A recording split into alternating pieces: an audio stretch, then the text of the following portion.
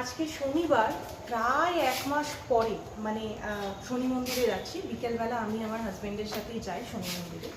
তো আর টুকটাক কিছু জিনিস নেওয়ার আছে, ওই সবজিপাতি আর কি শেষ হয়ে গেছে, ফ্রিজ পুরো খালি।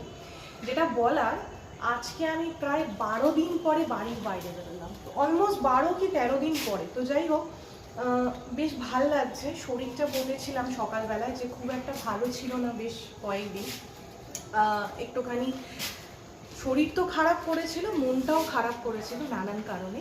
তো যাই হোক, আজকে একটু রেডি হয়ে বেরিয়ে পড়েছি। তো এই যে রেডি হয়ে বেরোচ্ছি, কিছুই না কিন্তু একটু মন্দিরে যাব, একটু ব্রেড নেব, একটু আলু নেব, পেঁয়াজ নেব কালকের জন্য, এইটাই একটা ভালো লাগা।